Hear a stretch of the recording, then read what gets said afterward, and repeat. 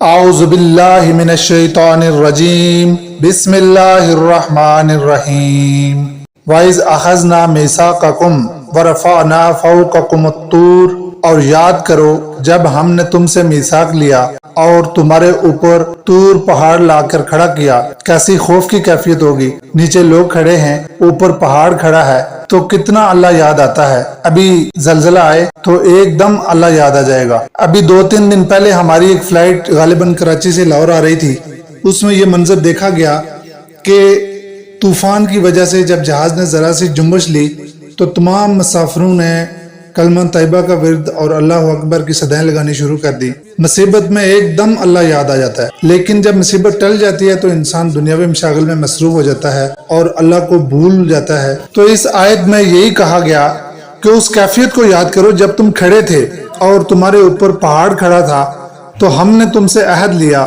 خذوا ما آتیناکم بقوۃ، یہ کتاب کا عہد ہے تورات کا، یہ جو ہم نے تمہیں کتاب دی ہے اسے مضبوط پکڑو، یہ صرف چومنے کے لیے نہیں ہے، اس میں جو ہدایات ہیں ان پر عمل کرو۔ یا یحییٰ خذ الکتاب بقوۃ، حضرت یحییٰ علیہ السلام کو کتاب دی اور کہا اس کو مضبوطی سے پکڑو۔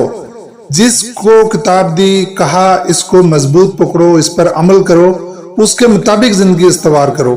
تو تمہیں بھی کہا اس کو مضبوط پکڑو، وَاذْكُرُوا مَا فِيهِ، یعنی اس کو یاد رکھو، نصیحت حاصل کرو جو اس میں ہے، اس کے سبق سے، لَعَلَّكُمْ تَتَّقُونَ، تاکہ تم اللہ کی نافرمانی سے بچو، نتیجتاً اللہ کے عذاب سے بچو۔ ثُمَّ تَوَلَّيْتُم مِّن بَعْدِ ذَلِكَ، یہ عہد کرنے کے بعد بھی تم نے منہ موڑ لیا، پیٹھ دکھا دی۔ فَلَوْلَا فَضْلُ اللَّهِ عَلَيْكُمْ، تو اللہ کا فضل اگر تمہارے شامل حال نہ ہوتا، وَرَحْمَتُهُ، اور اس کی رحمت اگر تمہارے شامل حال نہ ہوتی، لَكُنْتُم مِّنَ الْخَاسِرِينَ، تو تم ہو گئے تھے خسارہ پانے والے۔ وَلَقَدْ عَلِمْتُمُ الَّذِينَ اعْتَدَوْا مِنْكُمْ فِي السَّبْتِ، اور تمہیں معلوم ہے تم میں سے وہ جنہوں نے ہفتے کے دن کے احکامات کی نافرمانی کی تھی۔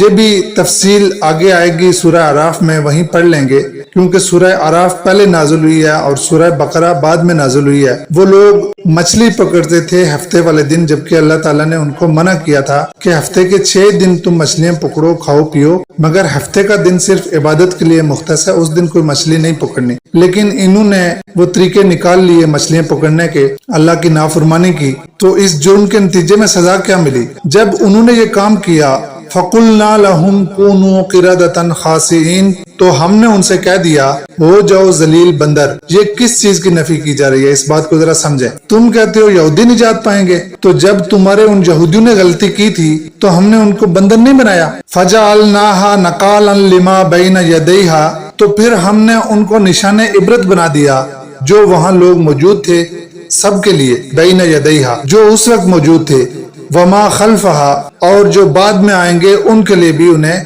نشان عبرت بنا دیا، وموعظۃ للمتقین، اور متقیوں کے لیے اس میں بڑی نصیحت ہے۔